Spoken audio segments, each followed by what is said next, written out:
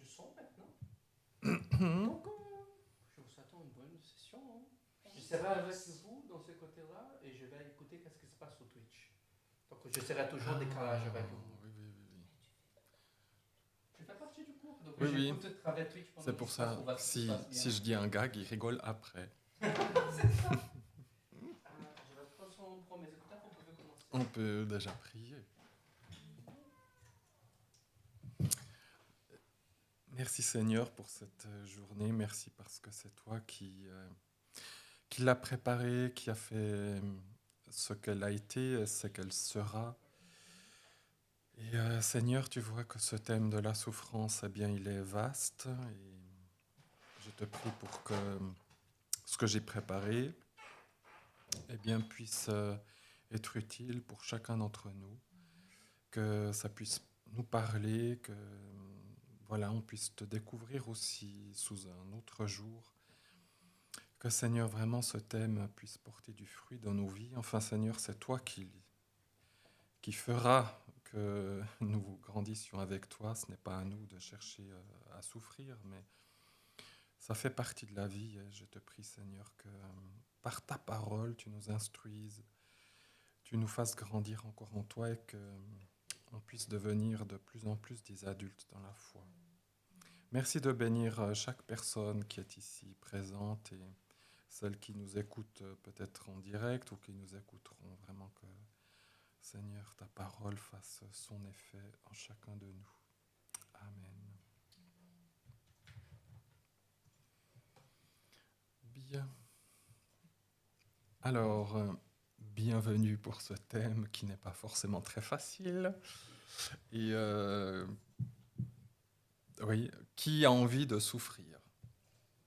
C'est pas forcément quelque chose que on a envie, à moins d'être un peu psychologiquement perturbé. Il y a des gens qui aiment ça, mais normalement ça dénote un petit problème. Et puis on va voir en fait que, bon, bien sûr, c'était pas prévu dans le programme d'origine. Hein. Ça s'est intercalé, on verra quand. Et puis quelles sont les conséquences. Et pourquoi aujourd'hui, ce que je vais faire, c'est en gros survoler, mais survoler, c'est déjà un gros mot parce que c'est très vaste. Je vais toucher plein de choses peut-être en même temps.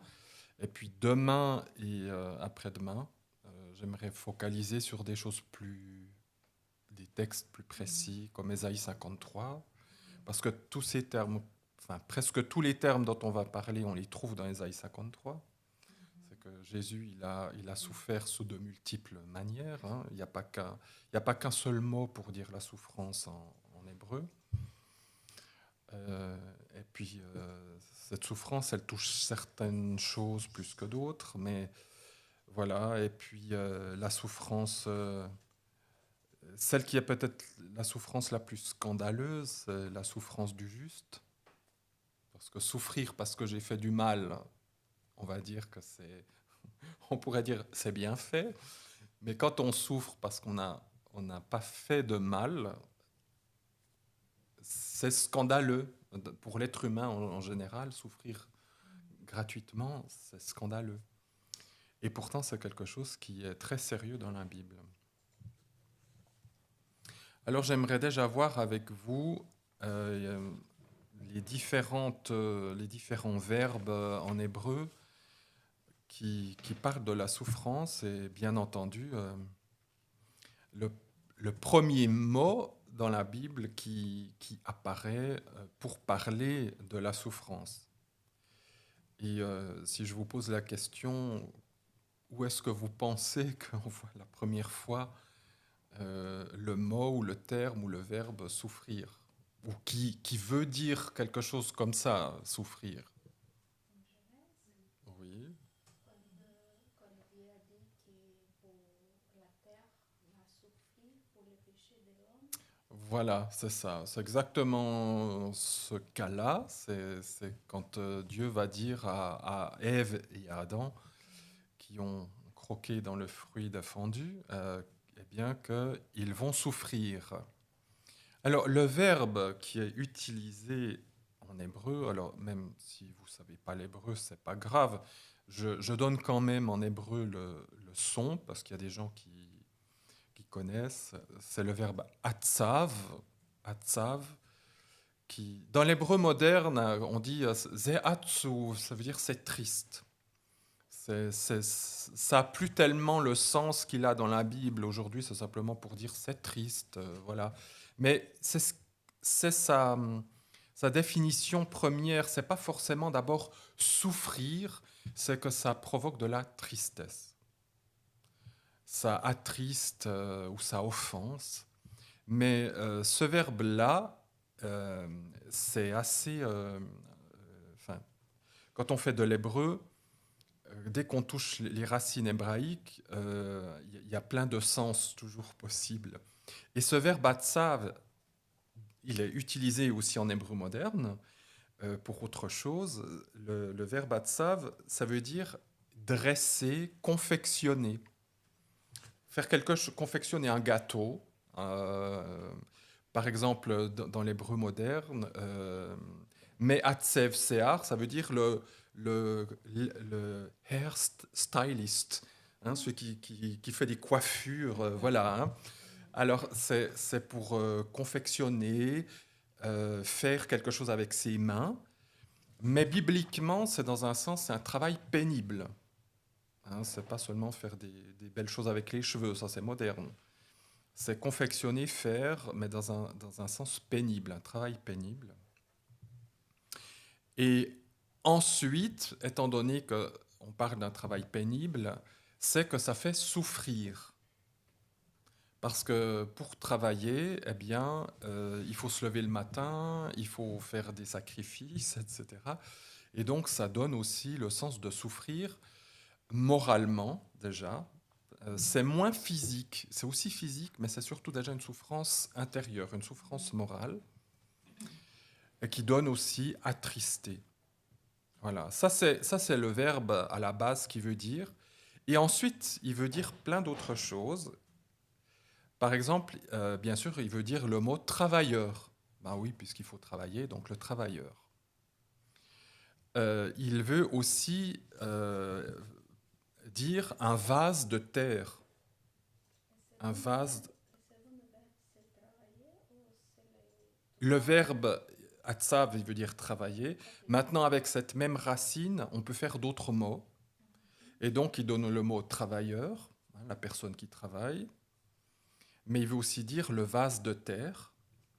Et c'est assez intéressant parce que, étant donné que la première fois qu'on a dans la Bible un verbe qui parle de souffrance ou quelque chose qui est négatif, eh bien, qu'on parle de vase de terre, dans le Nouveau Testament, Paul il dit que nous sommes des vases de terre.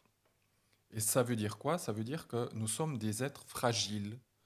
Un vase de terre vulgaire aussi. Hein. Un vase de terre, c'est quelque chose qui n'est pas... par rapport à un vase en or ou un vase de métal précieux, c'est ce que Paul dit dans Timothée, par exemple, il dit dans une grande maison, c'est-à-dire dans l'église, il y a des vases précieux, mais il y a aussi des vases en bois et des vases de terre. Et donc on voit que ce sont des vases, entre guillemets, vulgaires. Et donc c'est notre déclassement. Parce qu'en péchant, en se coupant de Dieu, eh bien, on a été déclassé.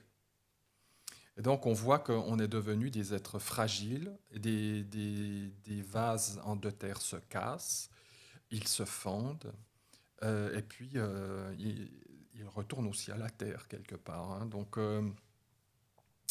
voilà, c'est aussi ça la tristesse, c'est qu'on était des vases de gloire, et puis on est devenu des vases de terre. Et puis, bien sûr que ça signifie, enfin, bien sûr, c'est peut-être pas logique comme ça, mais puisque c'est un verbe qui veut dire façonner, eh bien, ça donne aussi le terme idole. Il y a plusieurs mots en hébreu pour dire idole, mais c'est aussi un terme. C'est écrit comment, Alors, tu as.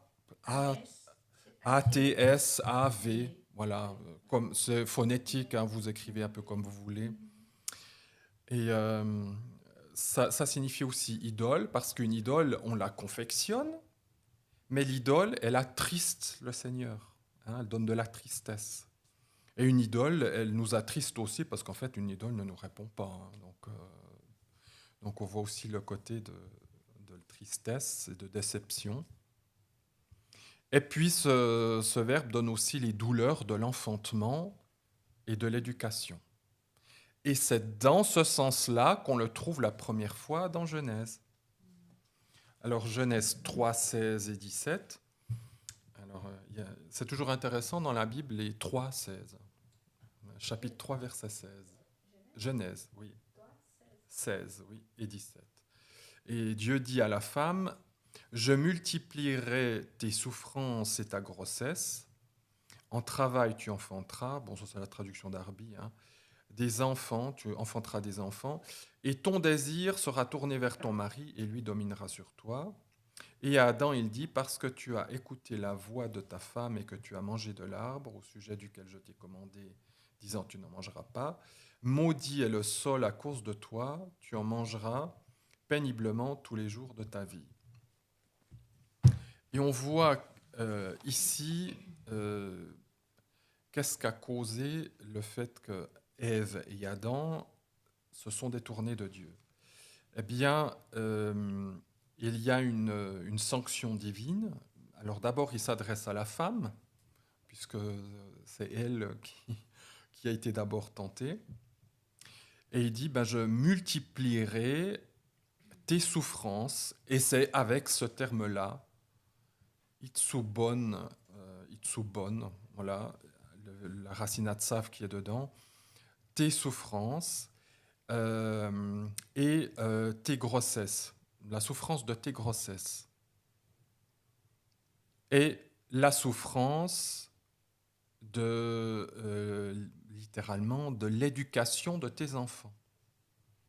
Donc on voit que la première souffrance qui va entrer dans le monde, c'est l'enfantement et l'éducation. Éduquer des enfants, ça va créer beaucoup de tristesse.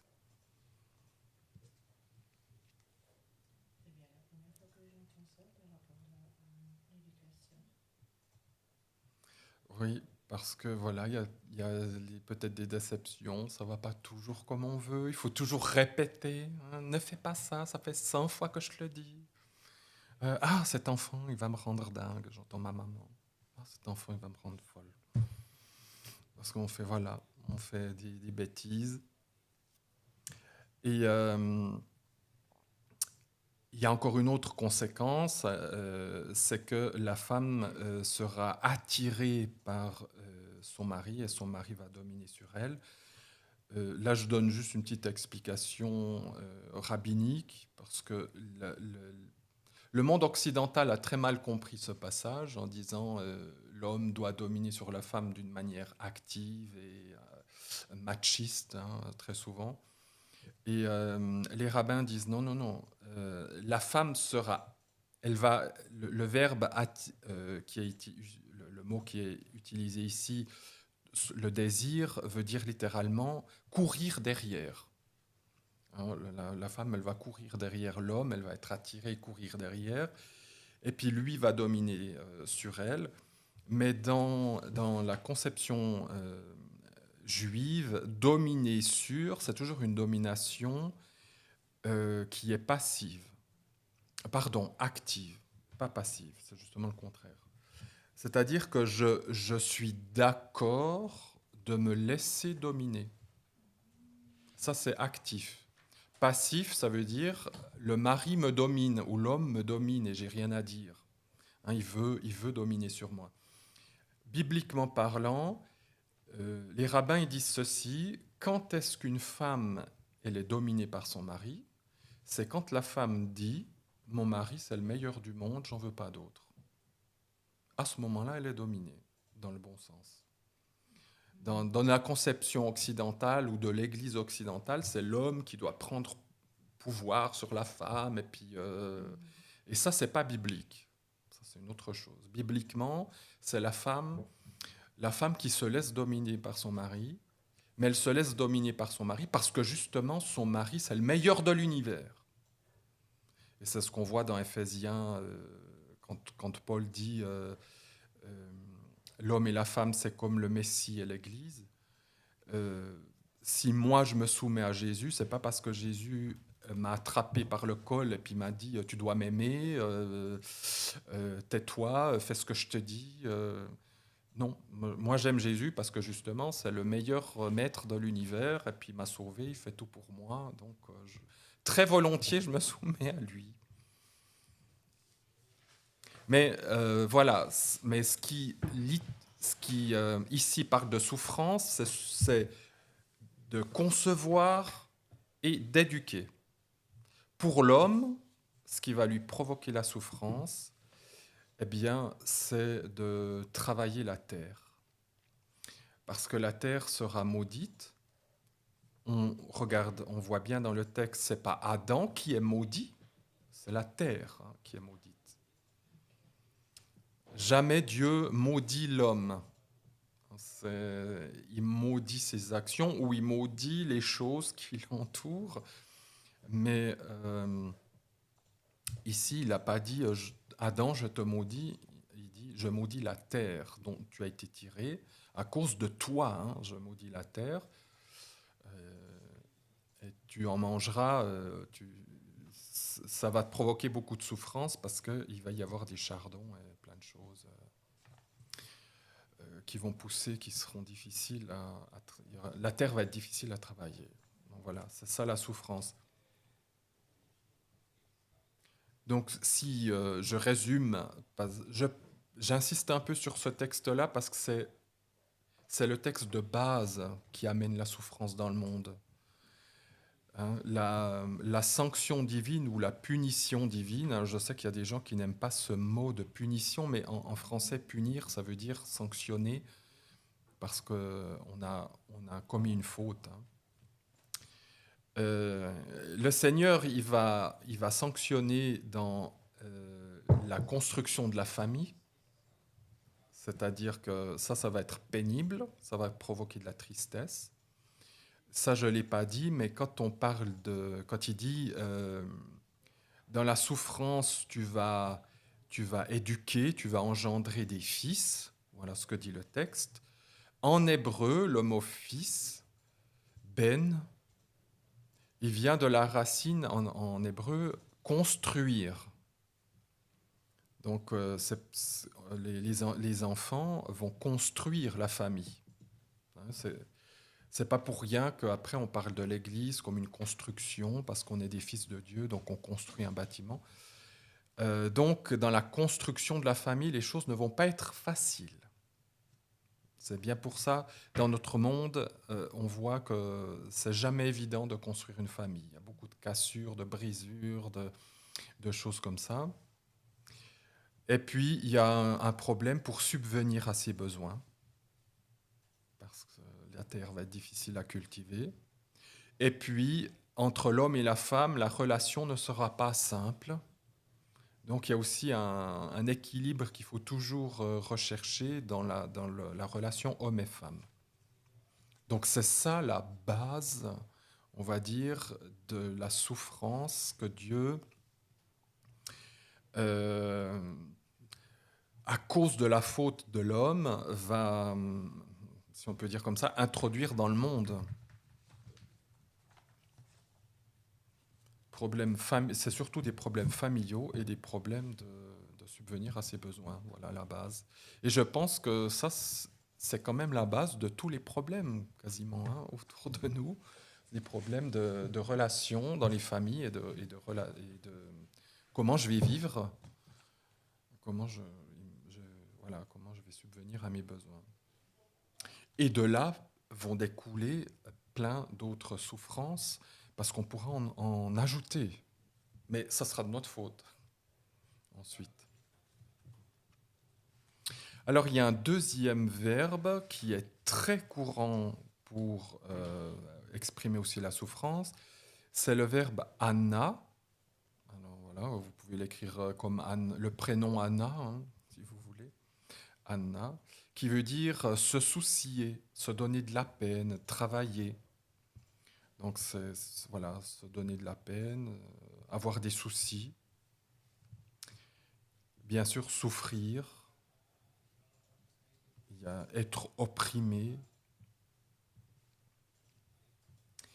Et ce verbe-là va donner des mots comme pauvre, être humilié, pauvre. Et pauvre dans le sens, parce qu'il y a plusieurs manières d'être pauvre aussi dans la Bible, mais c'est celui qui est assez, celui que nous avons aussi, qui ne possède pas assez pour vivre, qui n'a pas assez pour vivre. Et ça donne les mots aussi comme humble et doux. Humble et doux. Et ça, c'est une souffrance que Dieu inflige à ceux qu'il aime.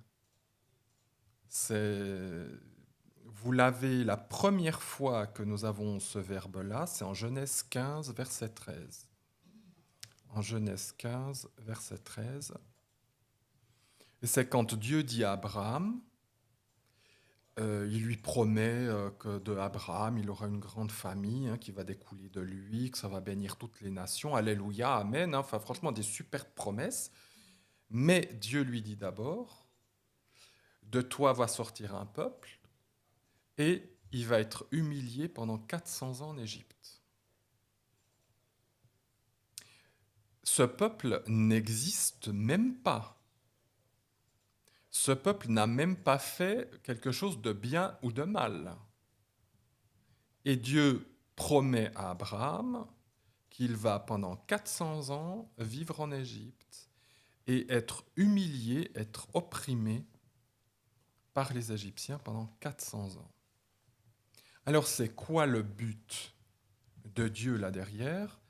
Est-ce que c'est simplement il a envie de faire souffrir son peuple puis ça lui fait du bien ? Je ne pense pas. Le but là derrière, c'est que son peuple devienne humble et doux.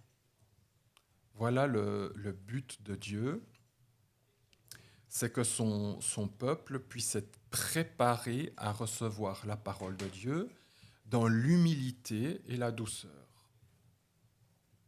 Alors, ça a plus ou moins fonctionné, parce que quand le peuple sort d'Égypte, il y a très vite de la rébellion.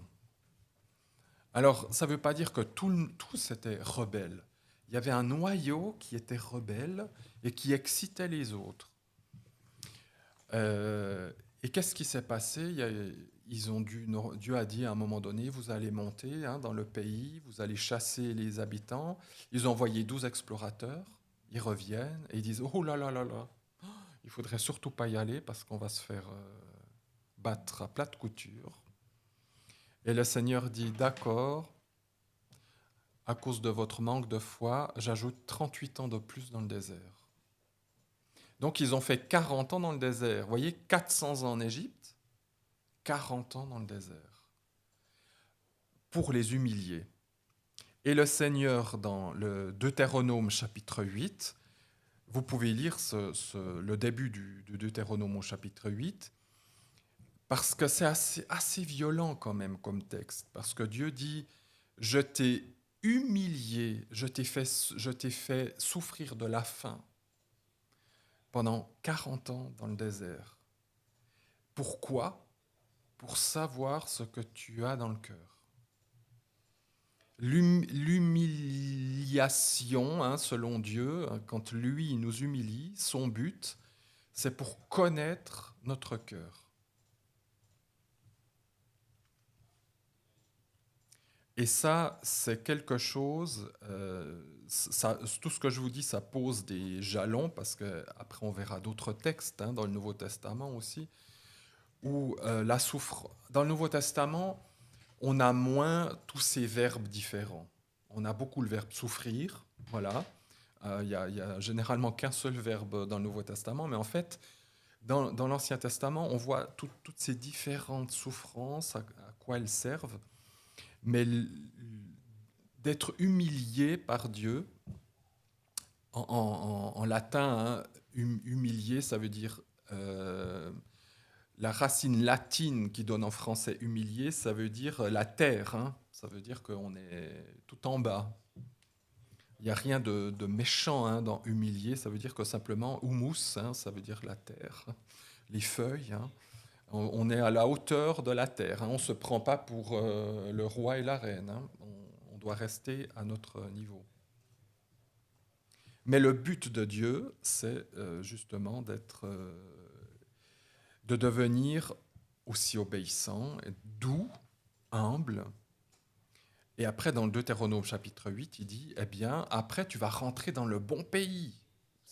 C'est pour pouvoir ensuite être dans le bon pays. Si on est orgueilleux, ça ne va pas aller. Et c'est ce que Jésus dit aussi au début du chapitre 5 de Matthieu. C'est le tout début des paroles de Jésus.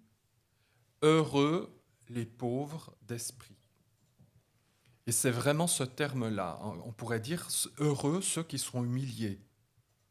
Heureux ceux qui savent qui sont pauvres, qui manquent de l'essentiel pour vivre. Alors ici, ça ne sera pas d'argent. Il dit heureux les pauvres d'esprit. Ça veut dire les pauvres de souffle, ceux qui savent que de leur force intérieure, ils ne peuvent pas grand-chose. Sans Dieu, ils ne peuvent rien. Donc, c'est pas pour rien que c'est la première parole qui nous fait entrer dans le royaume de Dieu, parce que sans ça, on ne peut pas y entrer. Si on est orgueilleux, on ne peut pas rentrer dans le royaume de Dieu, c'est impossible. Donc c'est pour ça que c'est la première parole, hein, le premier, ce qu'on appelle macarisme, hein, ça veut dire heureux, bienheureux. Le premier, c'est heureux les pauvres d'esprit. Puis après, vous en avez d'autres. Mais le premier, vous êtes obligé d'être humble pour rentrer dans le royaume de Dieu. Ça veut dire, je reconnais ma pauvreté, je reconnais que sans Dieu, je ne peux rien. Et le royaume des cieux est à ces gens-là. Après, vous avez un autre verbe, c'est le verbe ka'av. Ka'av, qui parle plus de la souffrance physique, ou une douleur, même si c'est une douleur morale, c'est une douleur qu'on sent aussi dans le physique. Jésus, par exemple, a eu cette douleur-là quand il a saigné du sang. C'était une douleur morale, mais elle s'est reportée sur le physique. Et dans l'hébreu moderne, d'ailleurs, on a vu Sarah et Sergio, on aurait utilisé ce mot-là. Oh, ça te fait mal, c'est le verbe ka'av, tu souffres. On n'utiliserait pas tellement atsav ou anna, mais plutôt ka'av. Tu souffres de ce que tu as. Et la première fois qu'on a ce verbe ka'av, c'est en Genèse 34, 25. Genèse 34, 25.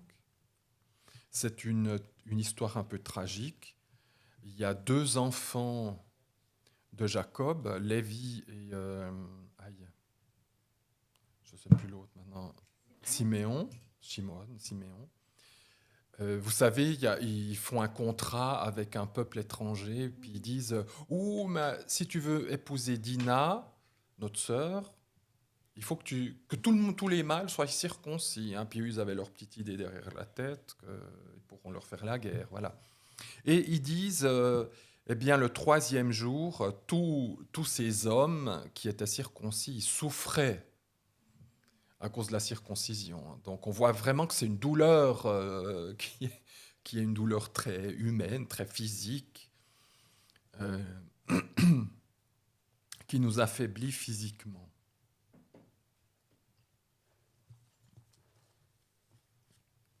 Et vous avez, alors là bien sûr, dans le texte on voit bien que c'est une douleur due à la circoncision. Alors les rares personnes qui ont une fois dû être circoncis à un âge adulte, elles savent très bien ce que ça veut dire. C'est épouvantable.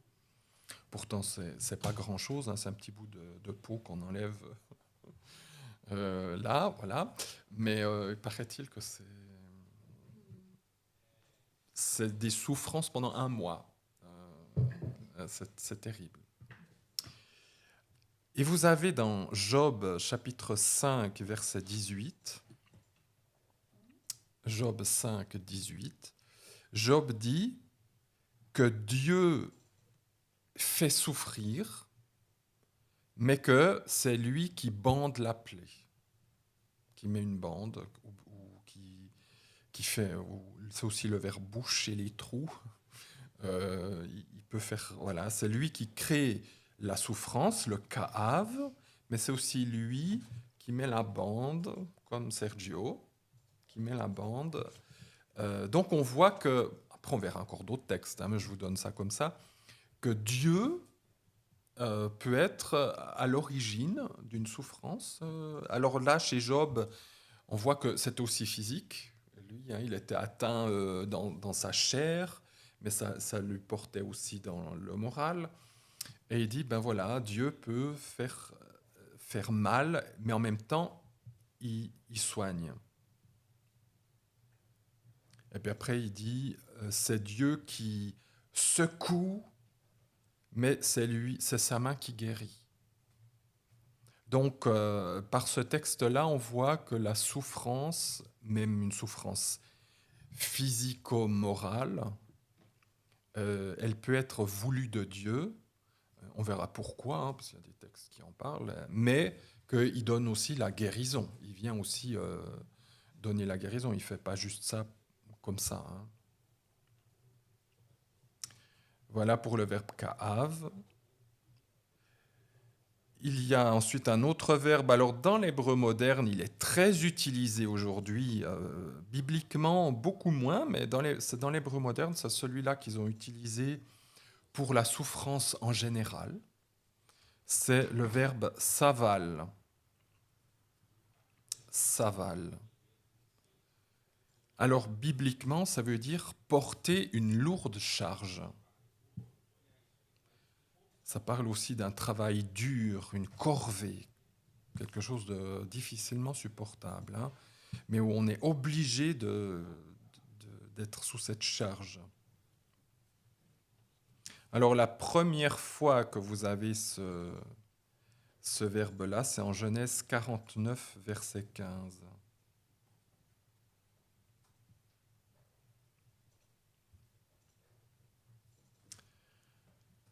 Et c'est pour une prophétie, je ne sais plus pour quel fils de Jacob, je ne l'ai pas noté. 49, verset 15. Je peux voir. Genèse 49, verset 15. Ah, c'est pour Issachar. Issachar. C'est un âne ossu. Bon, voilà. Il voit que le repos est bon, que le pays est agréable, et il incline son épaule pour porter et s'assujettir aux tribus du serviteur. Parce que c'est une tribu qui va, quand elle sera installée, elle trouvera très bien d'être dominée par Tyr et Sidon, et puis d'être leur esclave. Donc c'est vraiment porter une charge, un travail forcé, hein, d'esclavage. Donc voilà, soit on peut en être responsable, soit c'est indépendant de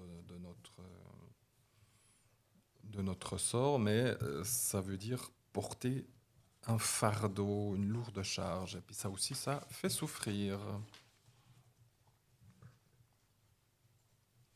Alors ça, ce sont des verbes qui ne sont pas super courants, mais qui sont quand même intéressants.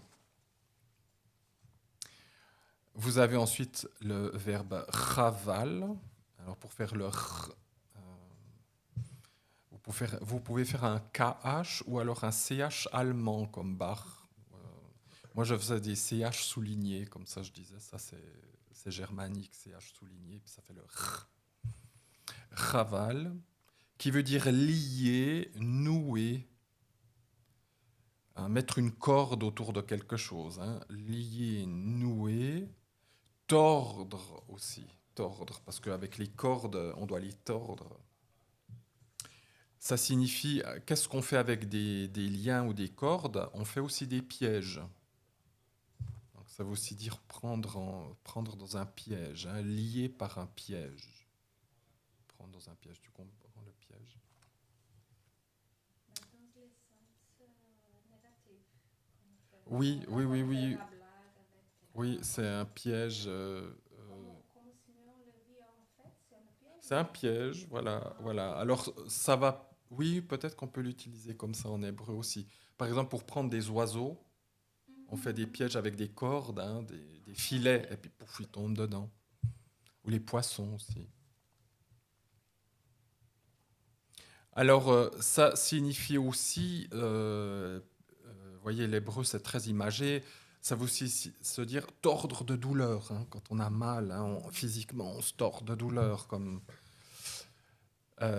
Et en général, quand on se tord de douleur, une des douleurs les plus fortes, ça, il n'y a que vous, mesdames, qui pouvez me dire, c'est de mettre au monde des enfants. C'est pour ça que ça veut aussi dire mettre un enfant au monde, accoucher. Mettre au monde, accoucher dans la douleur.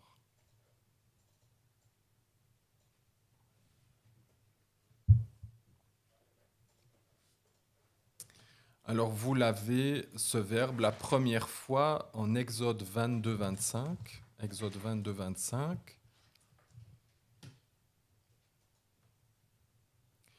Mais ici, il ne veut pas dire se tordre de douleur ou lier ou comme ça.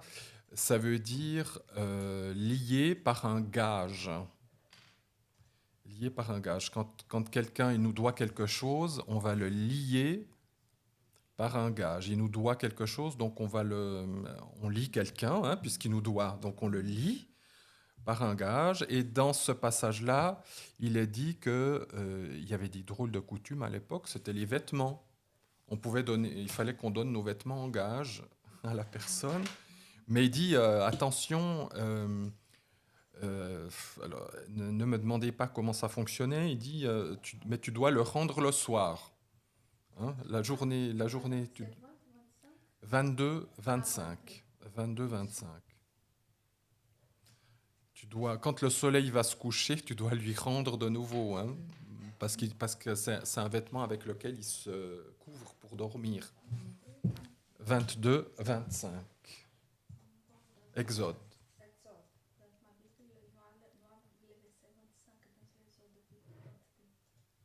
Il n'y a pas? Ah bon?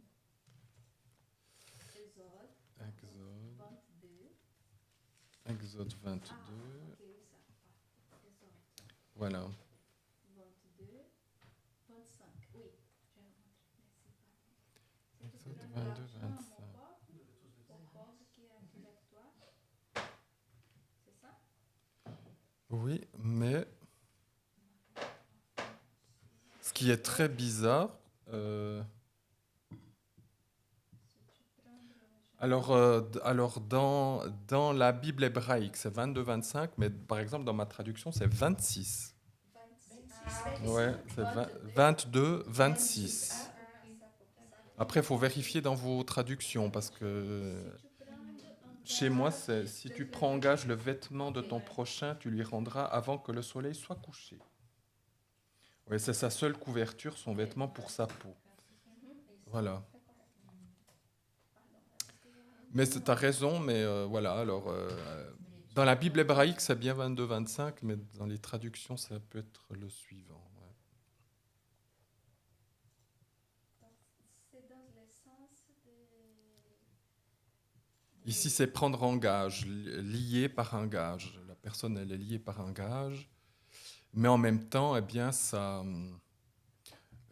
quand on doit quelque chose à quelqu'un, on est pris dans un piège.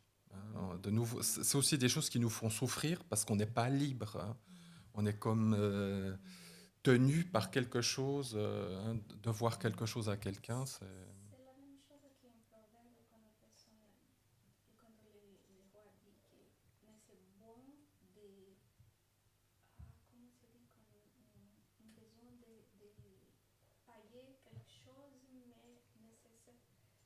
sabe como é que é quando a gente precisa de um devedor, a gente precisa de um garantidor, um garant? Une garantie. Une garantie, mais la personne en soi que c'est notre garant, comme on loue une maison par exemple. Ah, puis que la personne, oui, comme un esclave après. Ah, parce qu'il dit un proverbe que personne que c'est un garant de quelqu'un sera comme un esclave de Ah quelqu'un. oui, ben oui, C'est oui, oui. dans ce Ça sens? va dans ce sens-là aussi, oui.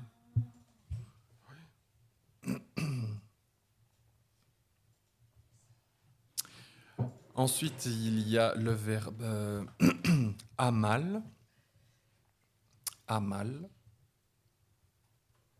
qui veut aussi dire travailler péniblement. Vous voyez, hein, en hébreu, vous avez beaucoup de mots qui veulent dire à peu près la même chose. Mais dans le sens, hein, on insiste beaucoup sur le terme de la fatigue, de la peine, hein, le fruit du travail. Hein. Le fruit du travail, ça demande de nous, de mettre les mains dans la pâte, comme on dit. Ça peut aussi dire la misère. La misère parce que ça, il faut beaucoup de travail et puis ça peut nous plonger aussi dans une certaine misère, hein, beaucoup de travail. Alors la première fois que vous avez cette racine-là, c'est en Genèse 41, 51. Genèse 41, 51.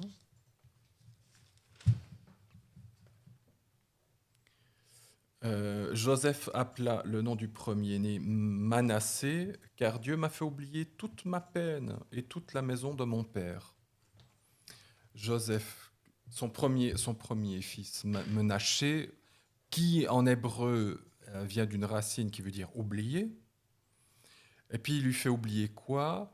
Toute la peine et toute la maison de son père. Alors ici, on voit que ce mot peine, il est vraiment assez général. Hein, c'est tout ce que Joseph a subi de ses frères, mais aussi toute la peine qu'il a dû faire pour s'en sortir. Hein, dans la prison, enfin, voilà, il a dû beaucoup quand même travailler. Il a eu pas mal de misère, on va dire, de fatigue. Et pour finir, eh bien, il a été délivré de tout ça. Hein, c'est devenu le premier ministre de l'Égypte, qui est le fruit de son travail quand même. Mais donc voilà, il a beaucoup peiné pour en arriver là. Vous avez ensuite le verbe tsarar,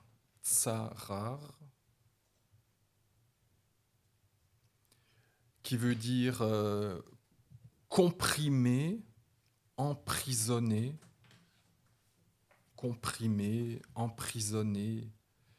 persécuter. Parce que quand on est persécuté, on se sent comme oppressé. Hein. On aimerait se faire tout petit, on aimerait être dans une boîte pour pas qu'on nous voie. Donc ça donne cette sensation-là, hein, d'être comprimé, compressé. Ça veut aussi dire angoissé. L'angoisse, hein, elle nous paralyse, elle fait qu'on se sent tout compressé.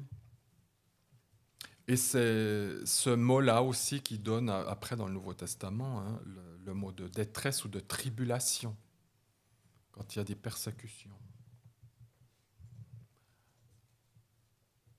Détresse, tribulation. Alors, la première fois qu'on voit ce verbe-là, c'est en Genèse 32, 8. 32, 8.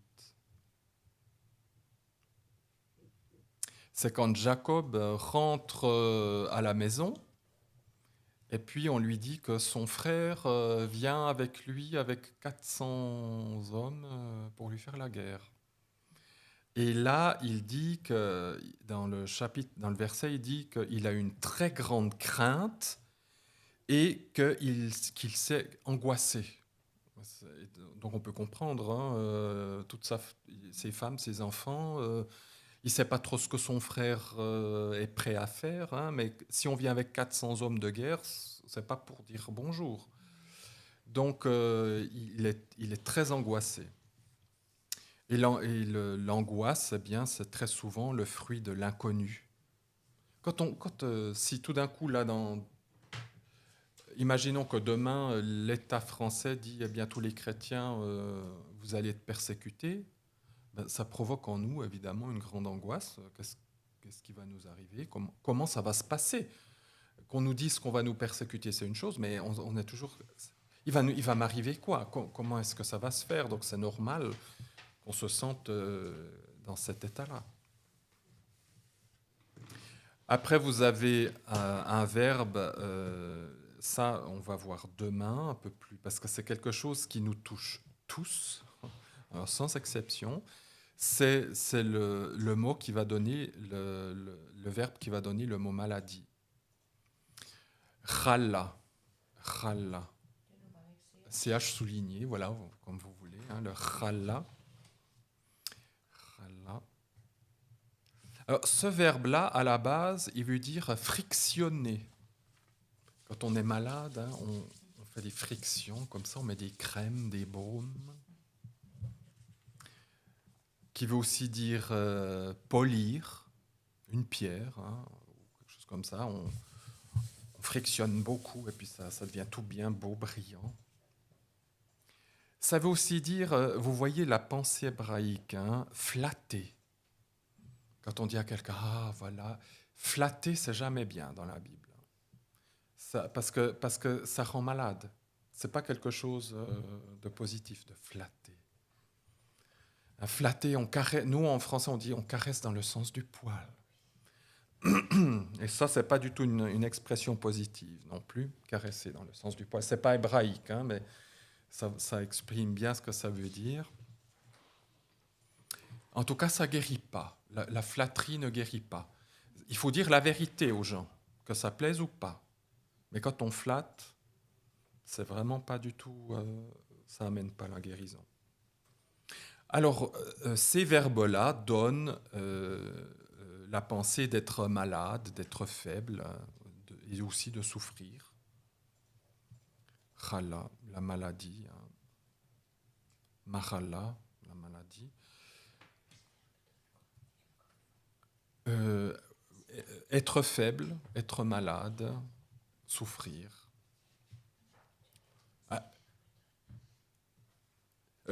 Malade, être malade, c'est ça, non? Il y a frictionner, hein, être poli, caresser, flatter, puis après ça donne être faible, être malade ou souffrir. Or, la première fois qu'on a le verbe être malade, ou ce verbe-là, c'est en Genèse 48, verset 1. Genèse 48, verset 1, c'est le papa de Jacob, et on lui dit, ton papa, on dit à Joseph, le papa de Joseph, on dit à Joseph, ton papa va mourir, il est malade. Alors aucune traduction générale, mais il est malade, il dit, il est faible, parce qu'avant de mourir, c'est plutôt de faiblesse qu'on meurt, on peut aussi mourir de maladie, évidemment.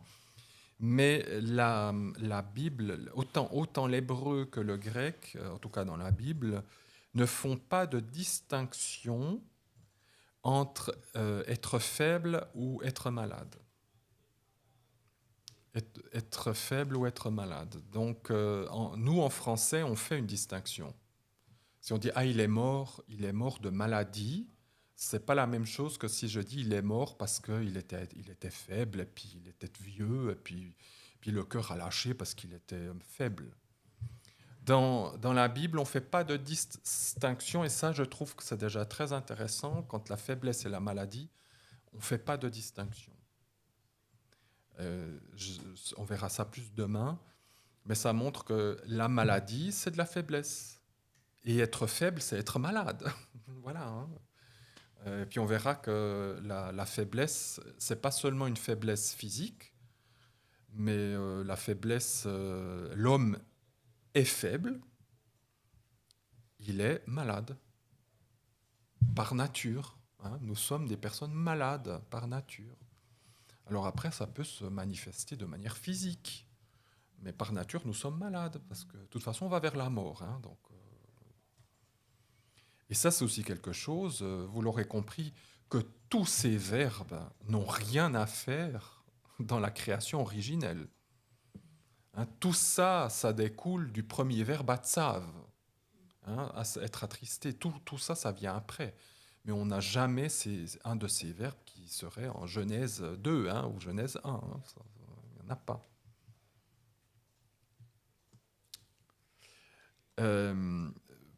J'espère, je le dis maintenant parce que tout d'un coup peut-être que demain je pourrais l'oublier. En hébreu, il y a des jeux de mots parce que la racine chala, donc qui donne ce verbe être malade, elle s'écrit et elle se dit exactement la même chose, chala, pour le gâteau que vous avez en Lévitique, chapitre 2, verset 4, par exemple. Hein, quand on fait les sacrifices, il y a toujours des gâteaux faits de farine avec de l'huile dessus. Hein, et ça s'appelle une chala, un gâteau. Hein, donc Lévitique 2, verset 4, par exemple. Alors, c'est pas la même racine. Ça vient de la racine halal, pour challah, le gâteau. Ce qui est très intéressant, c'est que les traductions, vous voyez, je l'ai appris aujourd'hui, hein, parce que je ne sais encore pas tout, donc j'apprends toujours. Hein. À chaque fois que je fais des racines en hébreu, j'apprends quelque chose. Heureusement, merci, Seigneur. On devrait traduire par un gâteau percé, avec des trous. Parce que la racine halal veut dire percé. Et donc, qu'est-ce que signifient ces gâteaux qu'on donne, ces gâteaux faits de fleurs de farine, qu'on pétrit et qu'on cuit au four chaque fois qu'on fait des sacrifices? Ça symbolise le corps du Messie. Ça symbolise Jésus, le corps du Messie. Et ce qui est intéressant, c'est que ce sont des gâteaux percés. Parce que Jésus a été percé pour nos fautes. Et donc, vous avez d'un côté, ça ira avec Ésaïe 53, vous avez d'un côté challah, être malade, et de l'autre côté, challah, le gâteau percé, qui vient nous donner la guérison. Donc vous avez au niveau du son, hein, challah, la maladie, et challah, le gâteau percé. Et celui qui a été percé, il vient pour aussi guérir nos maladies.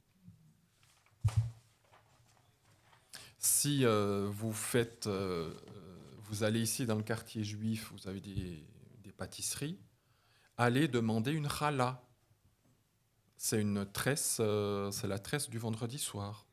Alors, c'est pas un gâteau percé fait comme dans la Bible, sans levain, hein, c'est vraiment une bonne brioche bien gonflée, etc. Mais ça s'appelle une challah.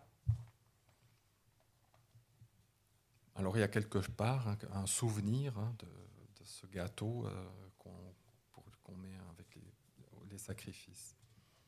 Et vous avez, je pense que j'ai dû louper des verbes, hein, parce que voilà, mais il y en a déjà bien assez. Encore un.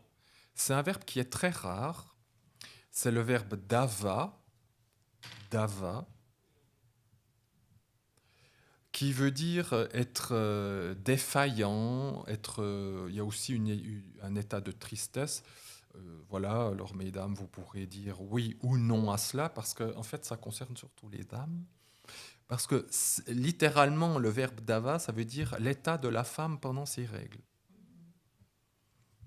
Et que ça donne après être affaibli, triste, défaillant, en tout cas pas dans un état complètement bien. Et il y a aussi une idée avec cette racine d'impureté. Alors ça, je vais aussi en parler parce que pour pas qu'on ait des mauvaises pensées ou compréhensions de cela. La première fois où on le voit, c'est en Lévitique, chapitre 12, verset 2. Lévitique, chapitre 12, verset 2.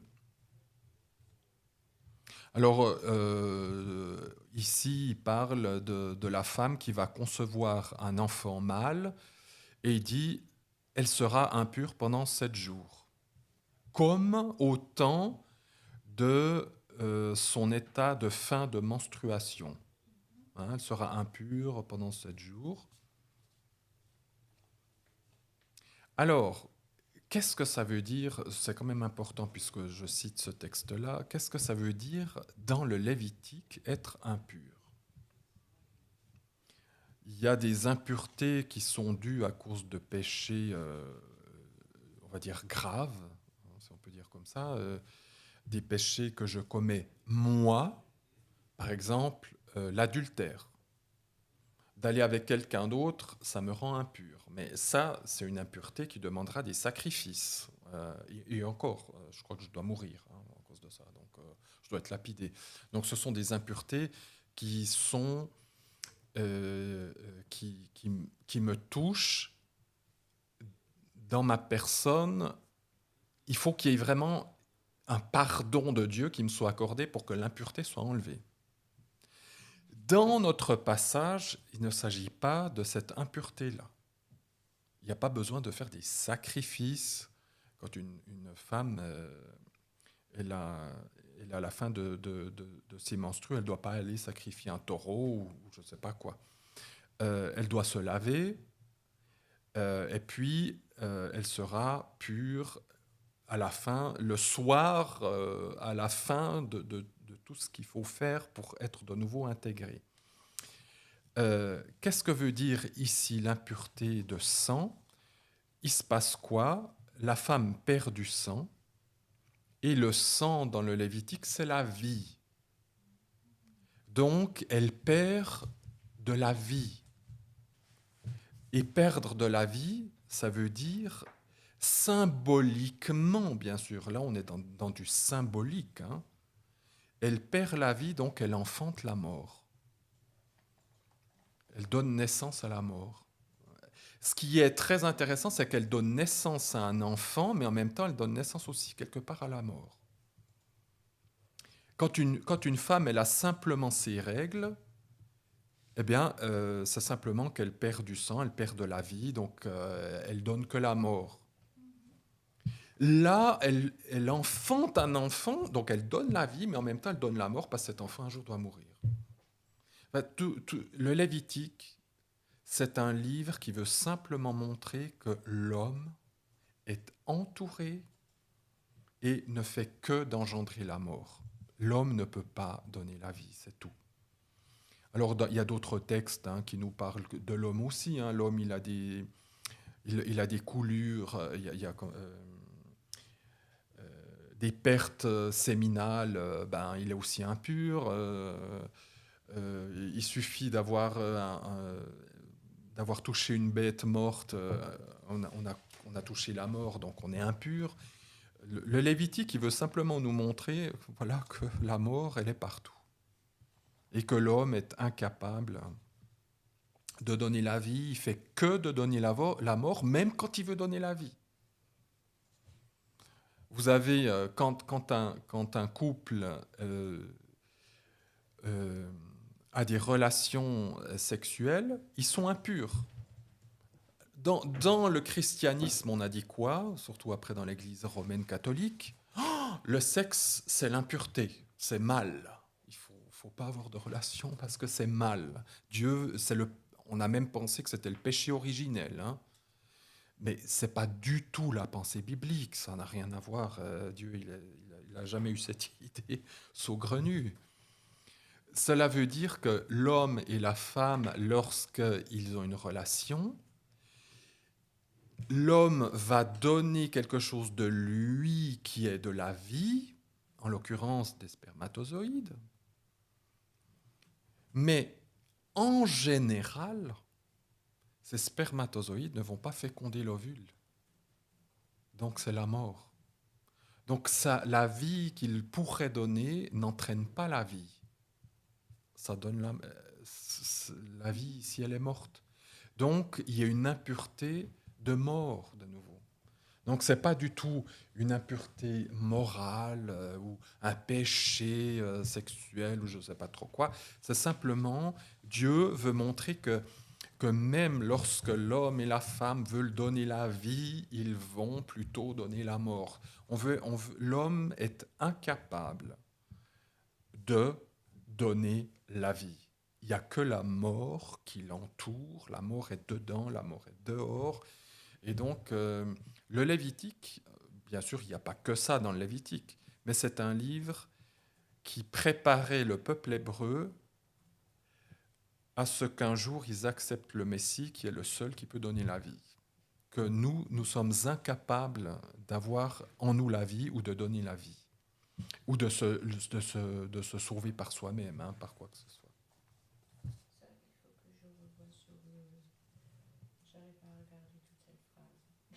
Ah, Je le revois sur le Twitch. Je Le peux Twitch. pouvoir noter tout ça.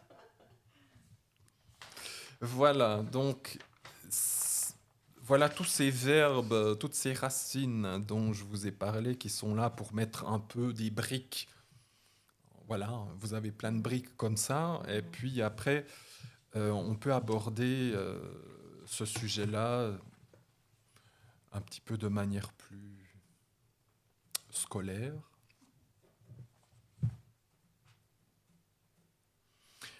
Donc, on a bien vu d'où vient la souffrance. Hein, j'ai aussi encore envie de revenir à cette histoire de nos premiers parents qui nous ont amené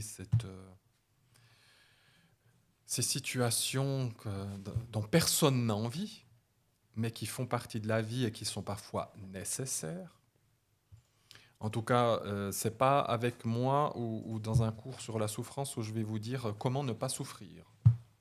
Alors, je pourrais vous dire comment éviter certaines souffrances. Puis je pense que tous, on sait à peu près comment on peut éviter des souffrances. Mais je ne vais jamais vous dire que parce qu'on est chrétien ou parce qu'on est en Dieu, qu'on ne va pas souffrir. Au contraire. Au contraire. Et puis on verra des textes qui nous disent plutôt le contraire. Quand Dieu a créé ce monde, qu'est-ce qu'il a dit quand il a tout vu sa création, qu'il allait faire Shabbat, hein, c'est-à-dire qu'il allait arrêter de créer tous les presque, je ne veux pas dire tous les jours, mais il a dit c'est bon, c'est bon, c'est bon. Et à la fin, il a dit c'est très bon. Il y a quelque chose de peut-être vous avez jamais remarqué, mais Dieu ne dit pas c'est parfait. Il dit c'est très bon. La création de Dieu, je choque volontairement, mais je choque aussi parce que c'est la vérité. La création que Dieu a faite, cette création physique, elle n'était pas parfaite. Jamais Dieu a eu l'idée de faire une création parfaite. La création qui viendra après, Apocalypse chapitre 21 et 22, là, cette création, elle est parfaite. Mais la création qu'il a faite ici pour Adam et Ève et les enfants qui devaient peupler ce monde-là, il l'a fait très bonne. Et ça veut dire quoi? Bon dans la pensée biblique. Alors, vous avez des idées comme dire c'est le bon esthétique, je ne sais pas trop quoi. Tout ça, c'est juste. Hein, je ne dis pas que c'est... Mais il n'y a pas, ou il y a très peu de commentaires qui voient ça, à mon avis, juste. Le bon hébreu, ça veut dire que Dieu, tout ce qu'il a créé, et je vais dire même, c'est pas de sa création à lui, mais dans sa création, il y a quelque chose dès le chapitre, le verset 1 et le verset 2 de Genèse, il y a quelque chose de bizarre. Il a dit que l'esprit planait sur les eaux et que c'était tohu, bohu, hein, informe et vide, on traduit comme ça, ténèbres et abîme. Tous ces mots-là, je peux vous assurer que dans la Bible, c'est jamais positif. Ça n'est pas positif. Alors on peut se poser la question, mais comment ça se fait que dans cette création, il y ait des choses comme ça, de tohu bohu, de ténèbres, et puis d'abîmes. Et on voit que Dieu va séparer les choses négatives d'avec les choses positives. Il va séparer la nuit d'avec la lumière, entre autres. Et tout ça, derrière, quand on dit séparer la nuit d'avec la lumière, bien sûr, il va aussi séparer le bien du mal. Il y a donc dans la création d'origine quelque chose qui n'est pas bon. Et ce pas bon, c'est quoi? Alors, il faut... Dans la création d'origine, il y a quelque chose de ténèbres. Et il faut attendre les prophètes pour connaître très clairement ce que ça veut dire. On sait que c'est l'histoire d'un ange déchu. Vous avez ça dans Ésaïe, sauf erreur, c'est Ésaïe 14 et Ézéchiel 14. Il me semble que c'est les deux fois le même chapitre. C'est Ésaïe 14 et Ézéchiel 14. À vérifier. Dans ces deux textes, Ésaïe et Ézéchiel chapitre 14, dans ces deux textes, on parle du prince de Tyr qui tombe du ciel, etc. Mais c'est un symbole pour parler aussi de la chute de Satan. Cela veut dire que quand Dieu a créé ce monde, ce cosmos, cet univers dans lequel nous sommes, il a trouvé bon. Alors, ne venez pas me poser la question pourquoi est-ce que Dieu aurait pu faire autrement. Oui, il aurait certainement pu faire autrement, mais pour lui, c'était bon que ce côté de ténèbres fasse partie de la création. Mais, attention, c'était séparé de la création. C'était avec la création, mais séparé de la création. Le mal n'était pas dans la création, mais le mal pouvait dire bonjour à Adam et Ève. Mais il n'avait pas atteint la création, il était comme étranger à cette création.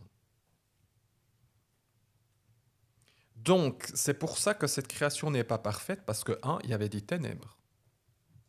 Et les ténèbres ne font pas partie d'une création parfaite, comme ça sera dans la création à venir, où c'est explicitement dit, il n'y a plus de nuit. Là, il y en a.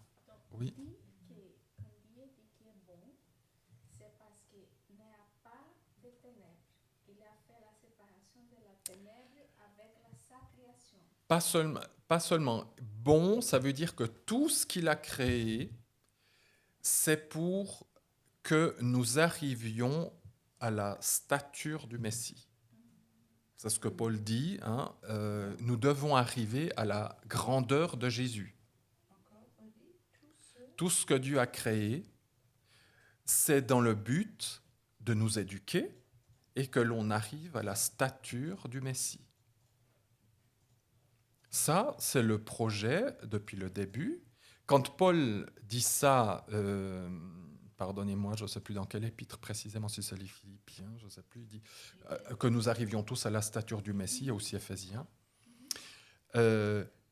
C'est pas à l'époque de Paul que tout d'un coup, il y a cette théologie qui tombe du chapeau, de dire « Ah oui, c'est pour qu'on arrive à la stature du Messie. » Non, c'est depuis le début de la création. C'est ça, le bon hébraïque. Quand on dit dans la Bible, c'est bon. C'est que tout ce qu'il a créé, c'est pour qu'on grandisse et qu'on devienne comme Jésus. Donc, Dieu, dans sa création d'origine, il a dit, c'est bon que les ténèbres, elles existent à côté de ma création. Alors, ne me demandez pas qu'est-ce qu'il y avait dans la tête de Dieu. Moi, je ne fais que de lire le texte. Ça, c'est son problème à lui. C'est à lui qu'il faut poser les questions, pas à moi. Parce que moi, je dirais, mais Seigneur, tu aurais pu éjecter ce Satan et puis c'est fini. Et puis, non, pour lui, voilà, il a fait ce monde et il a laissé les ténèbres séparées. Mais elles sont là et elles peuvent avoir une interaction avec notre création. C'est ce qui s'est passé avec le serpent. Si les ténèbres n'auraient pas pu agir, ben, elles seraient là-haut, et puis nous ici, et puis on n'aurait jamais péché. Mais il y a une interaction de ce qu'on appelle les ténèbres. Donc, si c'est bon, et à cette interaction, mais quand vient l'Apocalypse qui sera parfait, donc le diable sera. Dans les temps de feu éternel, Donc, tout le mal sera loin, et là, il n'y a que de la lumière, il n'y a plus haut, jamais quelque chose, quelqu'un d'impur ou quoi que ce soit qui peut interférer dans la création. c'est une nouvelle monde. Le nouveau monde. Le nouveau monde, oui. Et alors Dieu établira son règne sur la terre. C'est ça, c'est Dieu qui habitera tout en tous. Dieu lui-même qui sera en nous, quelque chose qui est difficile à imaginer aujourd'hui. Voilà, mais il a laissé Satan interagir et normalement, il y a une deuxième chose justement qui ne va pas dans un monde parfait, c'est qu'il y a une loi d'interdiction. Ça, c'est aussi assez logique. Quand il y a un interdit, c'est que quelque chose est un peu défaillant, même si c'est Dieu qui le crée. Dans le nouveau monde, il n'y a plus d'interdit. C'est terminé. Et Dieu dit, on connaît tous très bien ce passage, hein, il y a plein d'arbres, tu peux manger de tous les arbres, mais il y en a un au milieu du jardin qu'il ne faut pas manger. On peut le toucher, ça c'est Ève qui invente. Hein, Dieu nous a dit, il ne faut pas le toucher, ça c'est elle qui invente. Dieu a dit, tu n'en mangeras pas. Il n'a pas dit, tu peux le regarder, tu peux le toucher, tu fais ce que tu veux, des boules de pétanque, tu t'amuses. Mais il a dit, tu ne manges pas. Manger, ça veut dire, dans la pensée biblique, manger, ça veut dire faire sienne la chose, hein, faire sien. Ça veut dire, la nourriture, c'est très important dans la Bible. Hein. Quand on mange avec quelqu'un, ça veut dire qu'on est frères et sœurs, hein, qu'on est tous on est d'accord.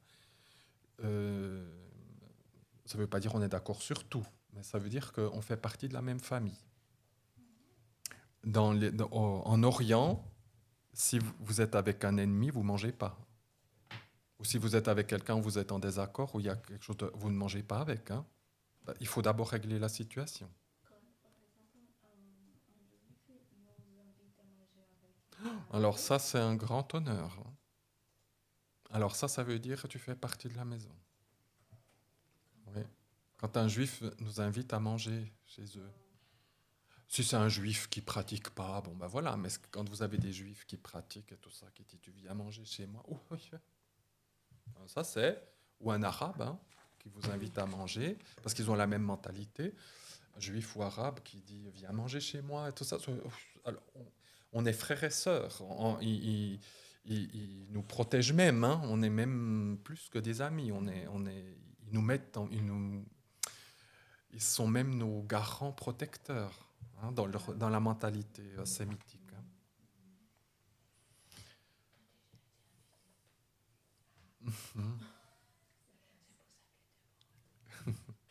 Oui. Ça...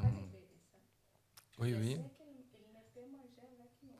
Voilà, si un juif vient manger, par exemple, en Suisse, on a un rabbin, eh ben, le rabbin, il a mangé chez des amis.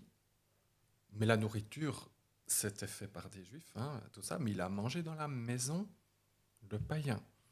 Et ça veut dire qu'on est sur le même... Pas tout à fait, mais que je vous accepte comme ami. Après c'est Dieu, ça regarde Dieu. Mais...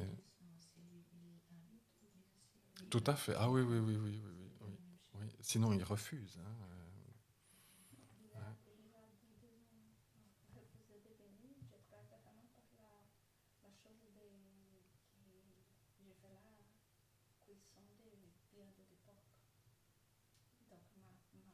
Ah oui, non, oui.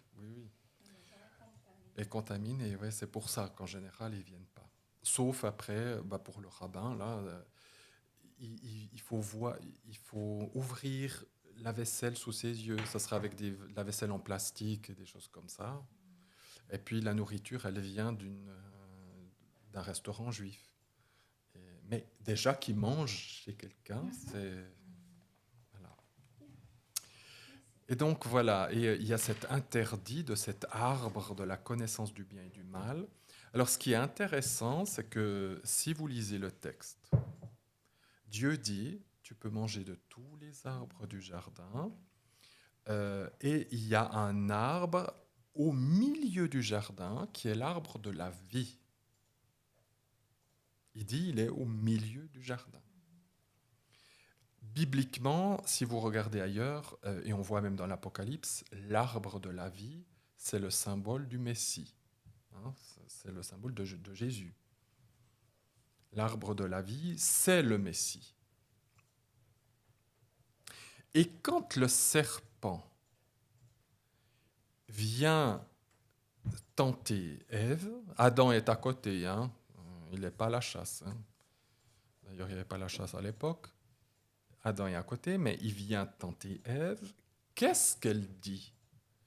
Elle dit, de tous les arbres du jardin, on peut manger, sauf de l'arbre de la connaissance du bien et du mal, qui est au milieu du jardin. Ça veut dire que l'arbre de la vie et l'arbre de la connaissance du bien et du mal sont les deux au milieu du jardin. Les rabbins disent c'est le même arbre.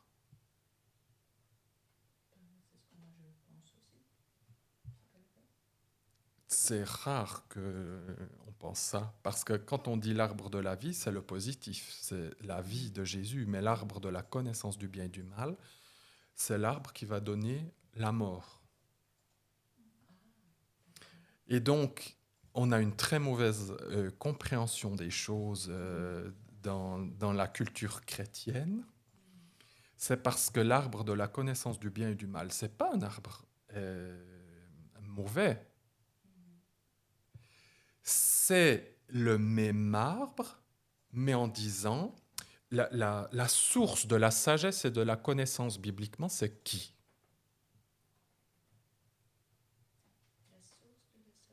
De la connaissance. Qui nous donne la connaissance? Oui, au travers de qui? Oui, et de Jésus. Hein, dans le Nouveau Testament, Paul dit, c'est en lui, en Jésus, qu'est toute la connaissance de Dieu, toute la sagesse de Dieu, etc. La connaissance du bien et du mal, c'est qui a ça? Qui connaît le bien et le mal? C'est Dieu. Donc, quand on a l'arbre de la vie ou l'arbre de la connaissance du bien et du mal, c'est la même personne. Seulement, quelle est la différence? Comment est-ce que cet arbre peut donner la vie ou donner la mort? L'arbre donne la vie quand Adam et Ève sont avec Jésus. Hein, parce que Jésus, il est déjà dans le jardin d'Éden. Sont avec le Fils de Dieu, sont avec le Messie. Et que c'est lui qui dit, fais comme ça, va ici. À ta question, je vais te répondre. Ça donne la vie. Parce que c'est lui qui va me dire ce qui est bien et ce qui est mal. Mais dès lors que, à cette connaissance-là, je veux l'avoir, mais sans lui,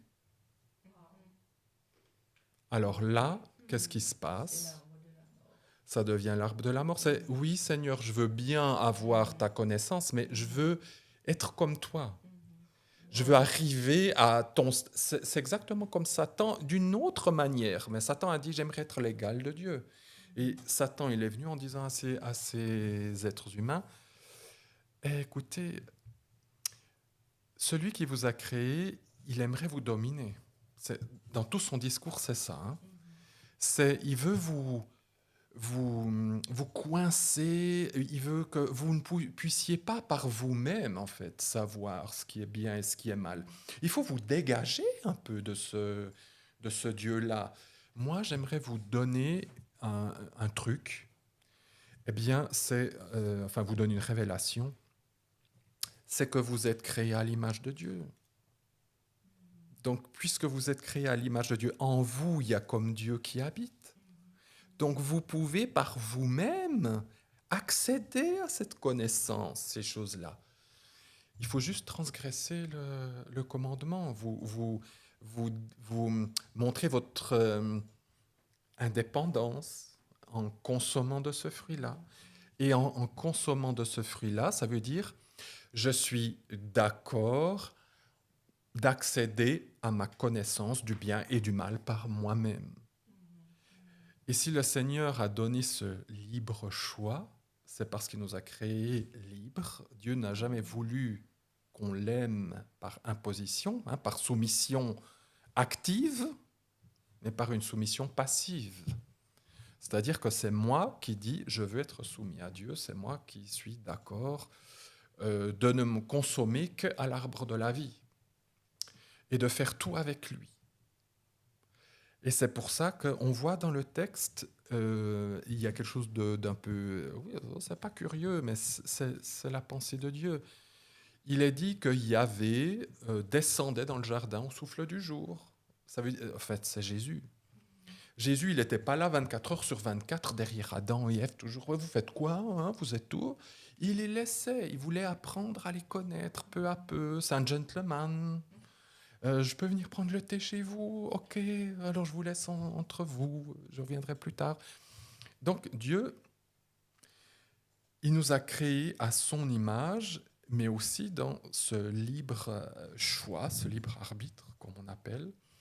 Et il a dit, ben voilà, ta vie, tu peux la faire avec moi ou tu peux la faire sans moi. Maintenant, c'est à toi de choisir. Mais pour qu'il y ait malheureusement cette coupure d'avec Dieu, il a fallu quelque chose d'extérieur qui amène ça, et ça, c'est les ténèbres. Et à ce moment-là, les ténèbres sont rentrées dans la création. Et pourquoi Dieu a dit qu'il retirait le jardin d'Adam pour n'en toucher pas l'arbre de la vie? Alors ça, c'est un texte, oui, il a dit qu'il y avait 2 anges avec des épées flamboyantes, tournoyantes. Alors c'est un texte qui est bizarre, mais tout ce que je peux, parce que j'ai pas tout en tête, tout ce que je peux dire, c'est ça. C'est que quelque part, le Seigneur lui-même, il a dû partir d'ici pour ne pas donner la vie à des êtres maintenant qui étaient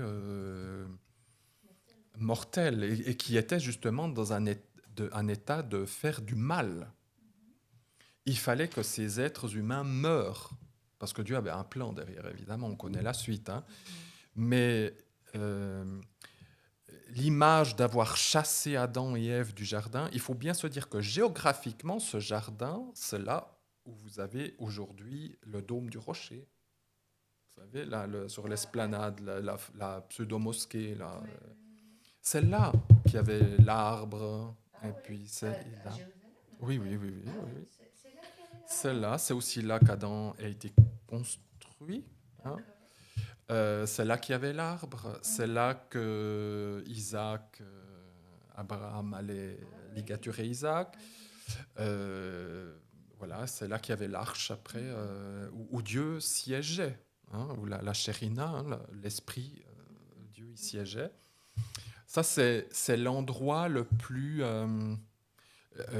c'est dans la Bible, mais les Juifs disent, ils reprennent l'expression, c'est la pierre angulaire. C'est cette pierre qui a fait tout le monde. Si on enlève cette pierre, le monde, il s'écroule. Et c'est là de là, Dieu a chassé Adam et Ève. Après, ils ont dû aller plus loin. Et d'une manière imagée, il dit, il y a 2 chérubins qui interdisent l'accès à l'arbre. Et c'est devenu plus tard un endroit stérile, du désert, il n'y avait plus grand-chose. Et c'est après On sait qu'il y a eu les Jébusites qui sont venus, etc., après, qui ont ce peuple Jébusite qui, après, ont dû laisser la place aux Israélites. Et c'est pour ça que Dieu après a fait venir Abraham en disant vers le désert pour dire c'est par là, mais il ne savait pas encore, mais c'est par là qu'il faudra ensuite que tes descendants aillent habiter. Et quand Dieu fait l'arche de l'alliance qui devra être posée là, il y a quoi? Il y a 2 chérubins. Et ces 2 chérubins sont les images des 2 chérubins qui gardent l'entrée. C'est pour ça que ça devient le lieu très saint où personne ne peut rentrer dedans. Sauf le grand prêtre une fois par année. Et encore, il doit regarder que le sol. Il ne peut pas regarder les chérubins, sinon il meurt. Donc, c'est pour dire qu'à cet endroit-là, il va se passer des choses un peu extraordinaires. Et puis effectivement, il y a la ligature d'Isaac. Et Jésus va se faire crucifier un peu plus loin. Ça ne sera pas, géographiquement pas au même endroit, ça sera en dehors. Et c'est aussi pas pour rien qu'il se fait crucifier sur un arbre. On dit littéralement sur le bois. Ça représente l'arbre de la vie lui-même, mais qui doit mourir pour redonner la vie. Vous voyez, voilà. Tout ça, c'est ces symboles. Tout ça, ça se rejoint, évidemment. Mais je ne sais pas si oui, je ne vais pas aller plus loin dans cette histoire mais chasser pour dire. Dieu les chasse, littéralement, il divorce. Le terme utilisé, c'est il divorce. Donc, et lui va partir. Donc, Dieu devra partir de cette création parce que s'il reste dans cette création, il va donner la vie à des êtres pécheurs. Et c'est ce qu'il ne veut pas, parce qu'ils vont vivre éternellement. Lui, il aimerait vivre éternellement avec des personnes qui soient comme lui. Il ne veut pas vivre avec des personnes qui ont le mal en elles. Donc, d'où, après, la mort. Alors, j'aimerais aussi vous montrer en hébreu le mal, parce que le bien et le mal. Ce qui est bien, c'est ce que nous devons juste savoir. Normalement, c'est la seule chose qu'on aurait dû savoir. Le bon. Savoir ce qui est bon pour qu'on grandisse et qu'on arrive vite à la stature du Messie. Mais le mal, il y a quelque chose d'attractif aussi. Et en hébreu, le mal, alors je crois que comme ça, voilà, vous voyez aussi là.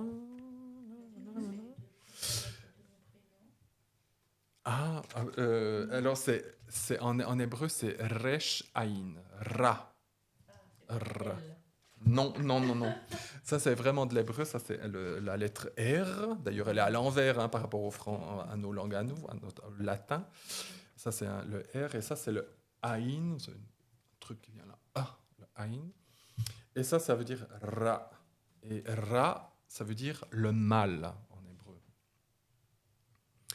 Et ça, c'est quoi le mal en hébreu? Qu'est-ce qui amène la souffrance dans notre monde? Eh bien, c'est un resh et un aïn. Et resh et aïn en hébreu, resh rosh, c'est la tête. Qu'est-ce qu'on a dans le crâne? Voilà, exact. Ça sera plus le aïn, la connaissance, mais on a le cerveau. C'est ce qui donne aussi la connaissance, évidemment. C'est la réflexion, la pensée. Et aïn en hébreu, ça veut dire l'œil. Donc, un cerveau et un œil, ça fait le mal.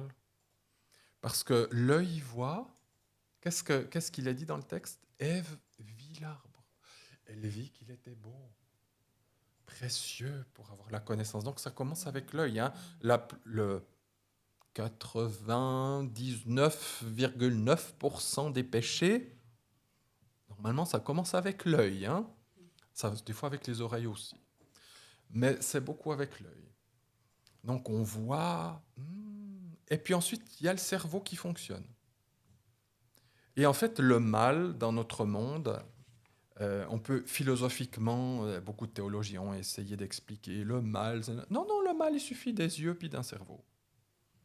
Et Satan, c'est avec ses yeux et son cerveau qu'il a réfléchi. Ah, mais je vois Dieu, il est dans la gloire, et puis pourquoi pas moi? Donc, le mal, l'explication du mal, c'est simplement des personnes qui ont un libre arbitre, qui ont des yeux, qui ont un cerveau, et qui se sont fait leur propre petite idée. Et surtout, un cerveau et des yeux qui réfléchissent par eux-mêmes. C'est pas avec Dieu. Il y a rien, il y a aucun mal d'avoir des yeux et un cerveau. Dieu nous a fait comme ça, mais qu'on parle avec lui, qu'on discute avec lui, qu'on sache qu'est-ce qui est bien ou ce qui est mal, mais avec lui. C'est lui qui va nous dire. C'est pas à moi d'essayer de comprendre. Tout ça, il faudrait que je refasse sur Twitch. On n'arrive pas à tout garder en tête aussi. C'est beaucoup d'informations. Il y a beaucoup. Il y a à noter tout ça. Tu arrives à... C'est normal. C'est vrai, moi j'arrive pas à tout noter. J'étais tellement absorbée parce que tu l'as dit, tu vois, je me suis dit, je note rien, je veux savoir maintenant. Bien, voilà, justement, comme c'est enregistré. Dans tous les cas, on a encore 20 minutes de cours. Bien, bien, bien. Okay. Et Comment c'est jusqu'à 9h, mais on a eu 10 minutes d'écart. bonjour. Et là, vous avez le mot etz. Etz. Ça, vous voyez, c'est la même lettre. Vous avez ici la première lettre, c'est la même que la dernière. Etz, Aïn Tzadé. Et ça veut dire l'arbre. Grave TZ ou grave TS. Etz. L'arbre. Ou le bois, c'est mieux le bois, parce que nous on traduit par arbre. Mais bon, en hébreu, il n'y a pas de mot, il n'y a qu'un seul mot pour dire l'arbre et le bois. Il y a pas, nous, en grec et en français, on a deux mots, en allemand aussi. Il y a l'arbre, le bois. En hébreu, il n'y a qu'un mot. Donc, quand on parle de l'arbre, on parle aussi du bois. Voilà. Et c'est quoi le bois de la connaissance, enfin le bois de la vie ou de la connaissance du bien et du mal? C'est pour ça que l'arbre, il a aussi à l'intérieur l'explication. Bien, vous avez le Aïn, qui est l'œil, et ça veut dire la connaissance. C'est pas pour rien que dans toutes les religions à mystère, on met un œil, souvent avec un triangle, un œil dedans, pour dire c'est la connaissance. Les francs-maçons, tout ça, ce sont des symboles universels. Mais même dans la Bible, l'œil, ça veut dire la connaissance. Donc, l'arbre, c'est quoi? L'arbre, il cache de la connaissance. Et la connaissance de quoi? Le tzadé que vous avez ici, la lettre tz, tzadé. En hébreu, tzadé, tzaddik, ça veut dire la justice. Donc, l'arbre, ça veut dire la connaissance de la justice. La connaissance de la justice. Donc, quand on a l'arbre de la vie ou l'arbre de la connaissance du bien et du mal, on voit que c'est la même personne, parce que c'est celui qui a la connaissance de la justice. La justice, c'est quoi? C'est de savoir distinguer entre le bien et le mal. Il n'y a que Dieu qui a la connaissance de la justice. Et ça, c'est pas quelque chose que Dieu voulait que nous sachions. Ça ne nous regardait pas. Ce que Dieu voulait à la base, c'est qu'on fasse la fête toute l'année. Mais pas qu'on se préoccupe de problèmes. Il voulait vraiment que l'homme il ait une vie mais super géniale. On n'avait pas à se préoccuper de quoi que ce soit. On devait faire du jardin, on devait faire des enfants, et puis se réjouir, manger, et puis être avec le Seigneur, c'est tout. Et c'est lui qui sait ce qui était bien et pas bien pour nous.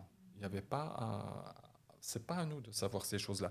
Mais voilà, le serpent a réussi à faire croire que c'était mieux pour nous de savoir ce qui est bien et mal.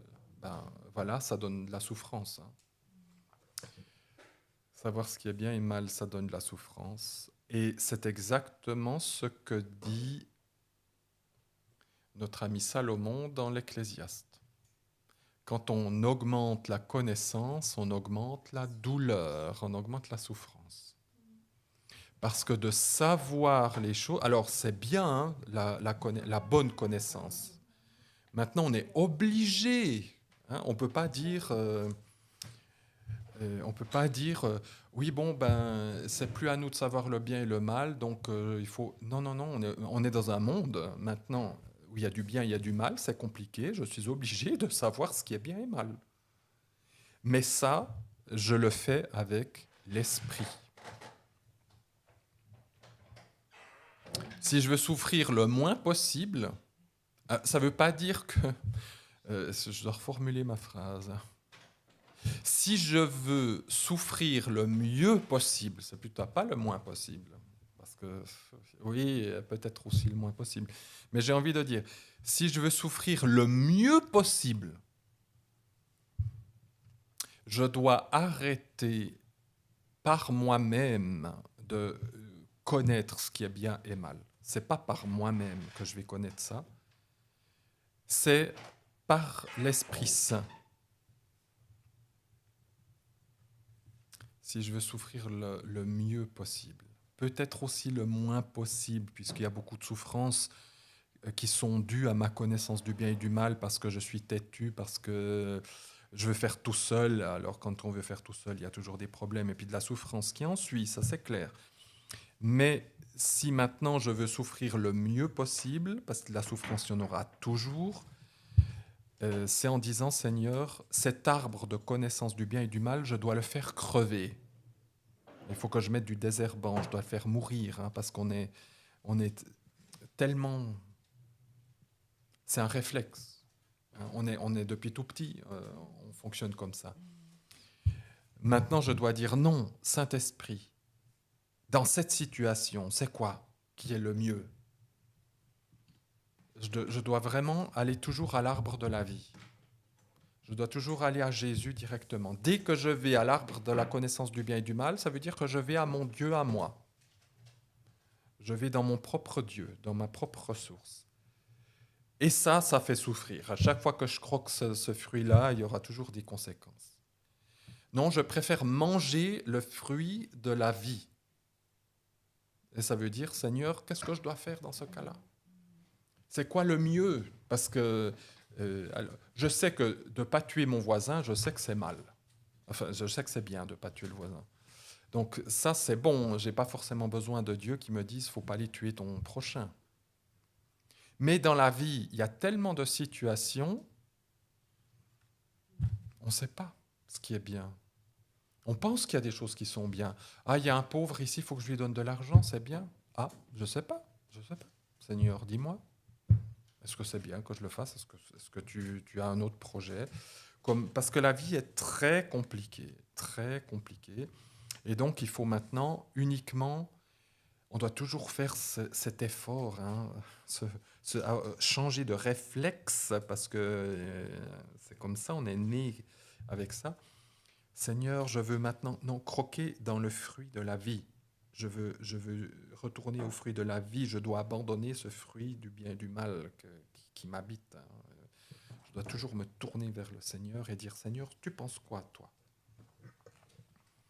Mais pour revenir à la connaissance, quand Salomon dit, plus on connaît et plus on est attristé, malheureusement, ça c'est de la bonne connaissance. Plus on connaît la vérité, et en général, ça nous donne de la joie parce qu'on connaît la vérité, mais ça nous donne de la tristesse parce qu'on voit autour de nous le mensonge, on voit le décalage. Et on aimerait que les autres, ils aient aussi la vérité. On aurait envie de leur dire la vérité. Et imaginez Jésus qui est le puits de la vérité. Lui connaît toute la vérité, il sait tout, et il est venu dans ce monde de mensonges. Il fallait avoir vraiment tout l'Esprit Saint comme on dit en français, pour pas péter un câble. Parce que si moi j'étais à la place du Seigneur et je connaîtrais toute la vérité, je pèterais un câble. Déjà pour moi-même, mais pour le reste. Et lui, il avait la parfaite maîtrise de soi. Il savait, voilà, je sais la vérité. Il savait comment la dire, comment ne pas s'exciter. Moi, je me dis, mais Seigneur, toi, tu sais que si on ne t'accepte pas, on va être pour l'éternité loin de toi. Mais je ne vois pas Jésus qui était là. Vite, il faut évangéliser tout le monde. Vite, vite, il faut que tout le monde sache la vérité. Vite, vite. Il se lève le matin, il mange quelque chose, il va avec ses disciples, il va tranquille, il n'est jamais à s'exciter, à courir. Je dis, oui, il est toujours très... Mais ça doit être difficile pour lui quand même. Je veux dire, à la base, il a créé l'humain pour qu'il vive. Ben oui, oui. Alors parfois avec ses amis pharisiens, on voit que là, il y a comme un cri qui sort de lui pour dire « mais ouvrez les yeux ». Mais voilà, en même temps, il n'était pas excité. Il faisait les choses avec calme, avec vraiment cette... voilà. Et nous avons à l'imiter aussi dans tous les sens, être sérieux en même temps.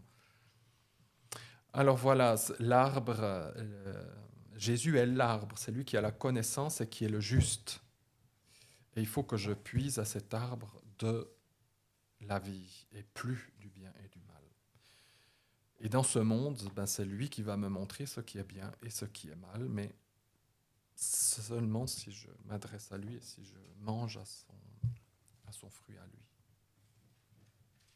Et ça nous évite des souffrances inutiles, mais ça ne veut pas dire qu'on ne souffre plus. On verra demain, et aussi après-demain, que celui qui mange à l'arbre de la vie, il va souffrir, mais autrement. Quand on est sans Dieu, on souffre. Alors, de toute façon. Il y a des psaumes qui disent « Oh, mais les méchants, ils ne souffrent pas. Ils vivent bien. Ils ont tout ce qu'ils veulent. Tout ça. Et moi, je suis injuste et je souffre. » On voit ça dans l'Ecclésiaste, on voit ça chez Job, on verra ça chez Pierre demain. On voit Jésus, c'est l'homme de justice par excellence, et la Bible nous dit qu'il a souffert. Pas seulement quand il a été crucifié, il a appris l'obéissance par la souffrance. Dans sa vie, il a souffert de beaucoup de choses. Alors, pas de maladie ou de choses comme ça, mais il a souffert en tant qu'homme de bien des choses. Donc, être juste, ce n'est pas un abri ou une protection contre la souffrance. J'ai envie de dire, même pas. Mais on va souffrir autrement. C'est une souffrance qui va être utile. Alors ça, c'est pour demain et après-demain. Donc, de manger à l'arbre de la vie, de sa connaissance à lui, ça va amener dans une autre souffrance, des souffrances, comme on a vu dans certains passages déjà, des souffrances nécessaires, mais des souffrances qui nous feront du bien.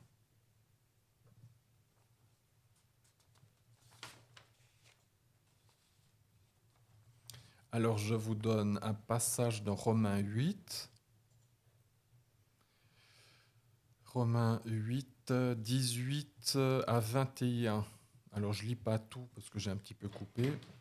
Romains 8, 18 à 21. Paul dit « Je considère en effet que les souffrances du temps présent ne sont pas à la hauteur par rapport à la gloire qui sera révélée en nous. » Donc, il fait déjà la souffrance que l'enfant de Dieu aura à vivre ici-bas, c'est très petit par rapport à la gloire qui sera révélée. Et après, il dit, la création fut soumise à la vanité, non pas volontairement, mais à cause de celui qui, ayant soumis, c'est du traduction littérale, hein, sur la base de l'espérance, parce qu'aussi la création elle-même sera libérée de l'esclavage de la pourriture pour la liberté de la gloire des enfants de Dieu. Je traduis. Il dit que la création a été soumise à la vanité. Le mot vanité que Paul utilise, alors bien sûr ici en grec, est le même mot que l'on trouve dans l'Ecclésiaste. Tout est vanité, hein, vanité des vanités, tout est vanité. Alors je suis obligé un petit peu de parler de ce terme de vanité, parce que c'est aussi la condition humaine. Tout est vain. Et j'ai envie de dire merci Seigneur que tout soit vain, parce que comme ça on ne peut pas être orgueilleux. Dieu a fait en fait que tout soit vanité. Littéralement en hébreu le mot Hevel, qui donne Abel, on traduit par Abel, hein, le frère de Caïn. Le nom de Abel en hébreu ça veut dire Monsieur Vanité. Hein, Abel, Caïn et Abel. Caïn, ça veut dire celui qui a été acheté. Et Abel, ça veut dire celui qui est vain, Monsieur Vanité. Monsieur acheté et Monsieur Vanité. Si on traduit littéralement, c'est Monsieur acheté et Monsieur Vanité. Alors il y a beaucoup de choses à dire là-dessus, évidemment, parce que Caïn, acheté, ça veut dire tous les efforts de l'homme, hein, pour acquérir quelque chose, hein, c'est pour ça que Caïn était fâché, parce que Dieu n'a pas agréé son sacrifice, parce qu'il a fait beaucoup d'efforts. Regarde tout ce que j'ai fait pour cultiver, pour semer, pour que ça pousse et tout ça. Et puis mon frère, lui, il fait rien. Il a des petites bêtes comme ça, elles font des bébés, il n'a qu'à les amener un peu à manger ici, etc. Et puis ça, tu acceptes. Et puis moi, tout ce que j'ai fait, tout l'effort que j'ai fourni, je mérite plus. Il y a quelque chose là derrière qui n'est pas bon. Hein. Donc Dieu dit non, mais tout est vanité. Si tu te fais ou tu fais moins,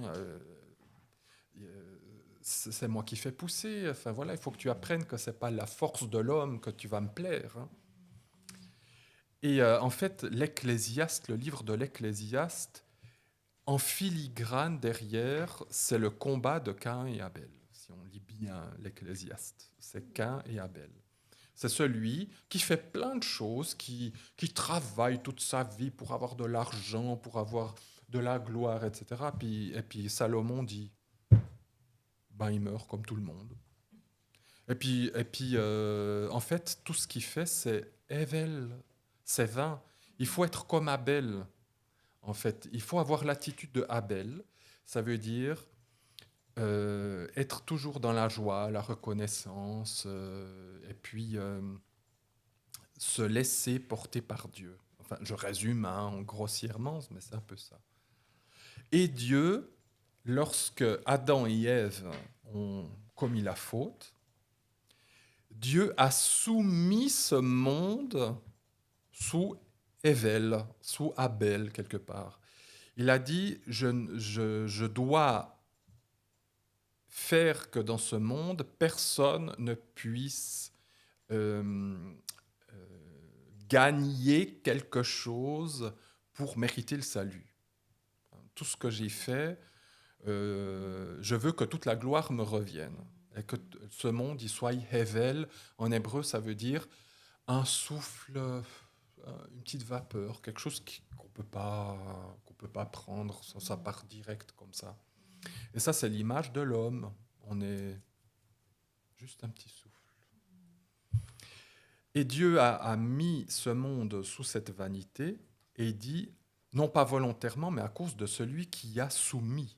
Ça veut dire que c'est Dieu qui a soumis ce monde à la vanité. Quand il l'a créé, ce n'était pas la vanité. Parce que Dieu était dans ce monde, il était avec l'être humain. Mais comme il a dû partir, Il a dit, ce monde, je suis obligé de le mettre dans la vanité pour que personne ne puisse un jour dire, voilà tout ce que j'ai fait pour toi, Seigneur. Les règles, elles sont comme ça. C'est fort, hein. Dieu a dû partir de sa Oui, création. il a dû partir de chez lui. Wow. Il a fait ce monde comme une grande et belle maison pour ses créatures, mais pour que lui puisse aussi venir. Et il a dû partir. Voilà. Alors heureusement que le projet y reste, mais avec un peu de souffrance entre deux. Et il dit, il a soumis la création à la vanité, mais sur la base de l'espérance. Ça veut dire quoi? C'est que même si ce monde, à cause de la faute de l'homme, est devenu comme une vapeur, comme quelque chose qui n'a pas de poids devant Dieu, la base, elle reste. Et la base, c'est quoi? C'est l'espérance. Et l'espérance de quoi? L'espérance d'un nouveau monde, l'espérance d'une recréation. Et avant qu'il y ait le nouveau monde, c'est-à-dire le monde éternel, il y aura une recréation de ce monde-là dans lequel nous sommes. Ce qu'on appelle, l'Apocalypse appelle ça le millénium. Alors certains chrétiens ne croient pas au millénium, ils pensent que c'est l'âge de l'Église, mais ce que je trouve très bizarre. Mais alors pour moi, c'est alors absolument clair. Un jour, Jésus revient, et dans ce monde-là, il va tout rénover pour 1000 ans. Et nous allons vivre ici pendant 1000 ans, une sorte de paradis retrouvé.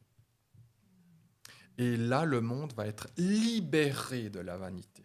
Il va être libéré, comme il dit, de l'esclavage et de la pourriture, pour la liberté des enfants de Dieu. Alors, c'est ça l'espérance. Donc, quand nous sommes enfants de Dieu, et ça va être la fin du mot, parce que la fin de ce que je dois dire, parce que je pense qu'on a fait bien les plus de 20 minutes.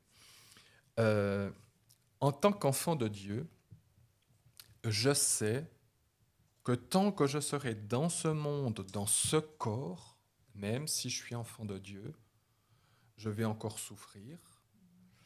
À ce que Dieu ne plaise, peut-être être malade, mais voilà, je ne le souhaite à personne. Hein.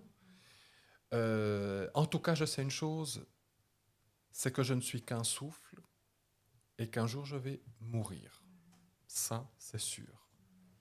Mais je sais, sur la base de l'espérance qui habite en moi, qu'un jour le Seigneur reviendra, qu'il nous ressuscitera et que nous allons entrer dans une vie, cette fois-ci, de liberté intégrale et dans un corps parfait pour l'éternité. Ce corps-là ne pourra plus subir ni la fatigue, ni la souffrance.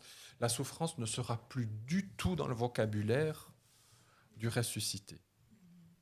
Et donc, c'est ce que Paul nous enseigne là en disant ne soyez pas surpris que même si le Messie est déjà venu et que Dieu vit en nous, qu'on continue de souffrir même en tant que chrétien et qu'on continue de mourir ou qu'on continue d'être faible ou malade, mais que nous devons toujours avoir en nous cette espérance qu'on ressuscite et qu'on sera comme le Seigneur pour l'éternité.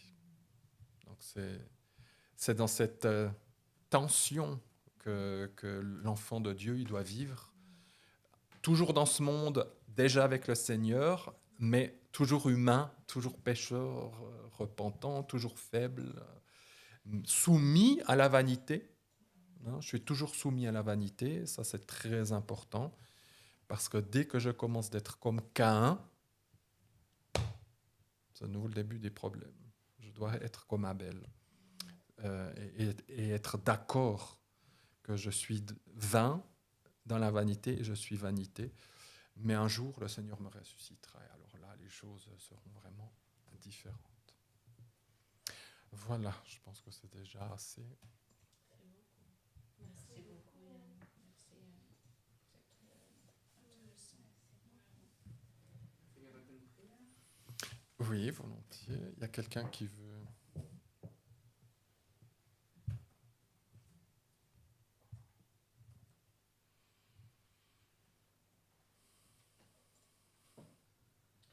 Seigneur, nous voulons juste te dire merci. Merci pour ce que nous avons appris ce soir. Merci pour Yann qui a préparé tout ce texte, toute cette soirée. Seigneur, que nous avons pris note et nous avons vraiment écouté.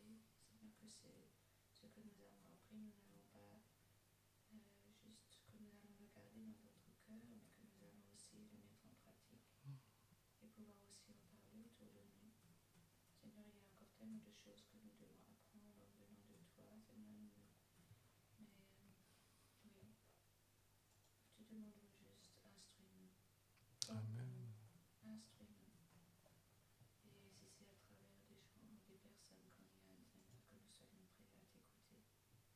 Merci pour toutes ces paroles. Merci pour cette soirée. Bénis chacun d'entre nous sur notre chemin de retour. Bénis-nous cette nuit, toute cette semaine. Et que nous sentons vraiment ta présence en nous, autour de nous. Merci pour tout, Seigneur. Amen. Amen. Bon, merci tout le monde pour être venu. Mon masterclass. Merci pour la patience. C'était une bonne session aujourd'hui. On va continuer les sessions demain et après-demain. Et voilà, les restes sur Twitch. Voilà. C'est bien nice.